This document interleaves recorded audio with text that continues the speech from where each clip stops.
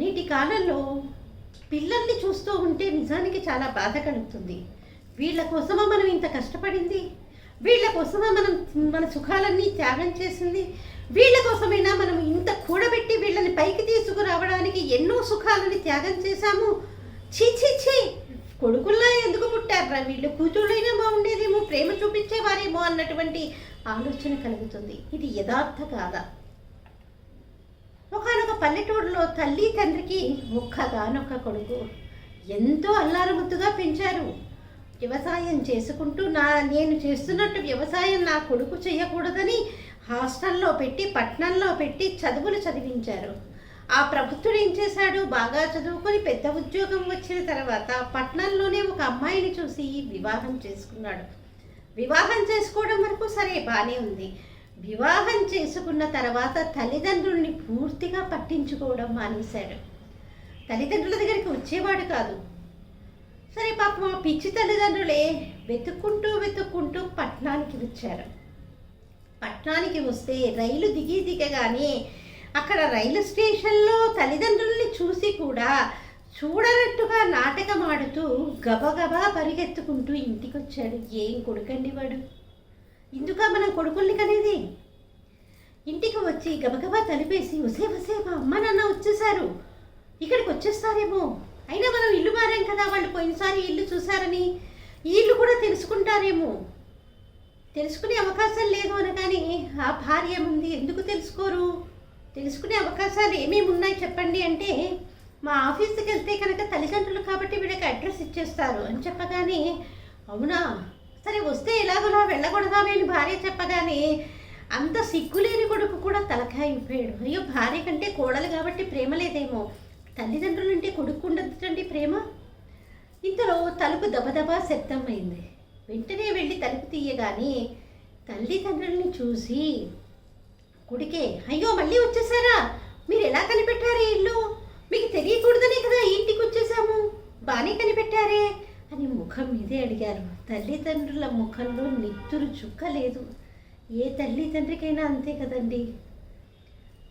మీ ఆఫీస్కి వెళ్తే అడ్రస్ ఇచ్చాడ్రా అని చెప్పగానే మీకు అసలు సిగ్గు ఎగ్గు లేదా, మానాభిమానాలు లేవా, మొన్ననే కదా చెప్పి వెళ్ళగొట్టాము, అయినా సిగ్గు లేకుండా ఎలా వచ్చారు, ఆత్మాభిమానం అన్నది మీకు లేదా అంటూ కోడలు ఒక్కటే కాదండి, కొడుకు కూడా తల్లిదండ్రుల్ని వాయించేశాడు. ఇది కలియుగం. మరి ఇలాంటి ప్రభుత్వులు ఉన్నారు. పున్నామ నరకం నుంచి తప్పిస్తాడని పుత్రుల్ని కంటే బతికుండగానే నరకాన్ని చూపిస్తున్నటువంటి ప్రభుత్వులు వీళ్ళంతా. అంతా విన్నటువంటి తల్లిదండ్రులు నీ దగ్గర ఉండిపోవాలనో ఏదో బాబుకు తిందామనో రాలేదురా, నేను ఇక్కడ ఒక అపార్ట్మెంట్ తీసుకున్నాను, ఒక 4 రోజుల్లో పూజ ఉంది, అందుకని నిన్ను పిలవడానికని వచ్చాను అని అడ్రస్తో ఉన్నటువంటి కార్డుని కొడుకు చేతికి ఇచ్చాడు. అమ్మ వీరుంటే మీ ఇద్దరూ కలిసి రండి అని చెప్పి వెళ్ళిపోయారు. వెంటనే కొడుకు కోడలు తర్చన పడడం మొదలుపెట్టారు. అసలు ఈ పట్టణమే ఈయనకి తెలియదే, ఇంత పెద్ద పట్టణంలో మన ఇల్లు కనుక్కున్నారంటేనే మనం ఎంతో ఆశ్చర్యపోతున్నామే, అలాంటిది ఇంత పెద్ద పట్టణంలో వాళ్ళు ఈ రకంగా ఒక అపార్ట్మెంట్ ఎలా కొనగలిగారు, అయినా మా నాన్నకి ఇంత డబ్బు ఎక్కడిది అని ఆలోచిస్తూనే, అయినా ఎందుకైనా మంచిది ఎలా కొన్నాడో చూద్దాం, మా నాన్న ఇలాంటి పెద్ద అపార్ట్మెంట్ ఈ ఏరియాలో ₹1 కోటి లేని ఒక అపార్ట్మెంట్ రాదు, మనమేమో ఇంత చిన్న ఇంట్లో ఉంటున్నామే అంటూ ఆలోచిస్తూనే ఆ రోజు రాని వచ్చింది. గృహప్రవేశానికి వెళ్ళారు. పూజకి వెళ్ళేసరికి అంగరంగ వైభవంగా ఇల్లంతా అలంకరించబడి ఉంది. చాలా పెద్ద ఇల్లు, చాలా అందంగా అలంకరించారు. కానీ చుట్టుపక్కల ఎవరు రాలేదు. పూజారి ఒక్కడో మటుకు పూజ చేయించి వెళ్ళిపోయాడు.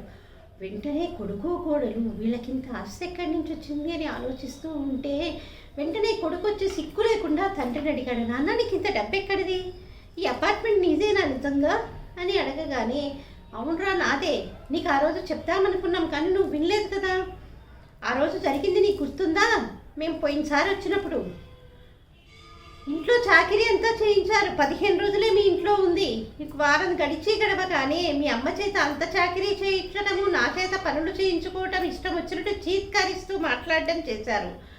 ఆ రోజు ఉదయం లేస్తూ నీ భార్యతో మీ అమ్మ ఏముంది, అమ్మ నాకు ఈరోజు ఒంట్లో బాగాలేదు, నాకు కొంచెం అస్వస్థతగా ఉంది కాబట్టి నేను ఈరోజు ఏ పని చెయ్యలేను అని చెప్పగానే మీ ఆవిడ ఏమిటి నాటకాలు ఆడుతున్నావా, నీకేం ఒంట్లో బాగానే ఉంది, నువ్వు వంట చేయాల్సిందే అని చెప్పగానే సరే అమ్మ అంటూనే మీ అమ్మ తూలి కళ్ళు తిరిగి పడిపోయింది. ఇది కూడా ఒక నాటకమే, తల్లి చేస్తున్నటువంటి నాటకం. మీ అమ్మకేం పని లేదండి అంటూ భర్తతో చెప్తుంటే వెంటనే నేను పరిగెత్తుకుంటూ వచ్చి అయ్యో అయ్యో ఏంటో పడిపోయావు అనగానే ఇవన్నీ నాటకాలే. ఈ హైదరాబాద్ లాంటి నగరాల్లో డాక్టర్ దగ్గరికి ఏమీ హాస్పిటల్కి ఏమీ తీసుకెళ్ళక్కర్లేదు, కొన్ని లక్షలు ఖర్చు అవుతుంది. కాబట్టి నువ్వు వెళ్ళిపో ఇక్కడి నుంచి, నువ్వు ఏ పని చెయ్యక్కర్లేదు అనేసి అనగానే తండ్రి వెంటనే కింద పడిపోయినటువంటి భార్యని లేవనెత్తుకొని అరే అలా అనవాకురా, కింద కళ్ళు తిరిగి పడిపోయింది కదా అమ్మ, డాక్టర్ దగ్గరికి తీసుకెళ్తానంటే హైదరాబాద్లో డాక్టర్ దగ్గర కంటే మాటలు అనుకుంటున్నావా, లక్షలు ఖర్చు అవుతుందేమనుకుంటున్నావో, అంత ఖర్చు పెట్టే శక్తి మాకు లేదు, కాస్త నీళ్లు చల్లితే లేస్తుందేమో అని నీళ్లు చల్లినా కూడా ఆవిడ లేవలేదు. వెంటనే ఆ తండ్రి భుజాల మీద వేసుకొని భార్యని అంత వృద్ధుడు కూడా ఆసుపత్రికి మోసుకెళ్ళాడు. ఆసుపత్రికి మోసుకెళ్ళగానే అక్కడ హార్ట్ అటాక్ వచ్చిందని చెప్పారు. వెంటనే మీరు ఒక్క క్షణం ఆలస్యం చేసినా ఆవిడ ప్రాణానికే ముప్పయ్యేదండి అని చెప్పారు. ఇదంతా అయ్యి కొంత ట్రీట్మెంట్ అయ్యేసరికి అర్ధరాత్రి దాటింది. ఇంటికి రాగానే తన కొడుకు కోడలు కనీసం ఎలా ఉంది అని కూడా అడగలేదు. ఇంటికి వచ్చి తలుపు కొట్టగానే అర్ధరాత్రి ఎవరప్పా అని హాయిగా నిద్రపోతున్నారు కొడుకు కోడలు ఆందోళన లేకుండా. తలుపు తీయగానే కొడుకు అడిగినటువంటి మాట ఏంటో తెలుసా అండి, నాన్న అమ్మకి ఎట్లా ఉంది అని అడగలేదు. ఎన్ని లక్షలు ఖర్చు అయింది, మా దగ్గర అన్ని డబ్బులు లేవు తెలుసా, ఎవరి దగ్గర ఉందని ఖర్చు పెట్టావు అనగానే ఏం లేదురా నేను వెళ్ళిపోతున్నాను, మీ అమ్మ ఇంకా 4 రోజులు హాస్పిటల్లో ఉండాలి, హార్ట్ అటాక్ వచ్చిందన్నారు, మళ్ళీ నువ్వు ఇక్కడికి రావాకు, నేను ఆ డబ్బు కట్టలేను అని కొడుకోరగానే ఆయన మనసు చివుక్కుమంది. కానీ జరిగిన విషయం భార్యకి చెప్పలేదు. అందుకని వీడికి ఎలాగైనా బుద్ధి చెప్పాలి, తల్లిదండ్రుల విలువ తెలియచేయాలనుకున్నాడు. తెలియచేయాలనుకుని ఆ ఇంటి నాటకం ఆడాడు. అలా ఇల్లు తీసుకున్నానని చెప్పగానే మరి నాకు ఈ ఇల్లు ఇస్తావా, మేము చిన్న ఇంట్లో ఉంటున్నాం కదా అందరం కలిసి ఉందామని ఇన్ని మాటలన్నా కొడుకు సిగ్గు లేకుండా అడిగాడు. డబ్బు చూసారా ఎంత పనైనా చేయిస్తుంది అనగాని ఇస్తాను, కానీ ఒక షరతు, 6 నెలల పాటు మనందరం కలిసే ఉండాలి, ఇదే ఇంట్లో కలిసి ఉండి మీరు మాకు సేవలు చెయ్యాలి, మాకు అన్ని బూడిగాలు చెయ్యాలి, అలా చేసినట్లయితే నేను నీకు ఈ ఇల్లు రాసిస్తానని తండ్రి చెప్తాడు. సరేనా నాని కొడుకు ఉద్యోగం మానేసి కొడుకు కోడలు 6 నెలల పాటు చక్కగా సేవలు చేస్తారు. ఈ 6 నెలల్లో వాళ్ళ నలుగురి మధ్య చక్కటి అనుబంధం అనేది ఏర్పడింది. మొత్తం అయిన తర్వాత చివరికి పాత ఇల్లు ఏదైతే ఉందో పల్లెటూరులో ఉన్నటువంటి ఇల్లే కొడుకు పేరు మీద రాశాడు. అక్కడ తన పొలం అమ్మగా కర్మాగారానికని పొలం అమ్మాడు కదా, ఆ డబ్బు కూడా కొడుకు ఇచ్చాడు.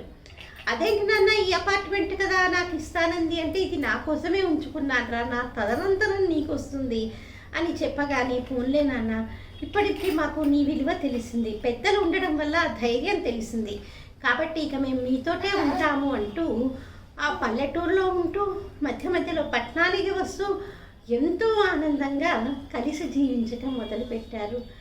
పిల్లలు పెళ్ళిళ్ళవగానే పెళ్ళాం మాట వినడం కాదు, అలాగే మగపిల్లలు కూడా తల్లిదండ్రుల విలువ తెలుసుకుని మెలగాలంటే ఎంత కష్టపడితే మిమ్మల్ని వృద్ధిలోకి తెచ్చారు మీ తల్లిదండ్రులు, వాళ్ళని మర్చిపోతే మీకు జీవితమే లేదు, అది గుర్తుంచుకోండి. భగవంతుడి కంటే వాళ్ళని పూజించడం చాలా ముఖ్యం.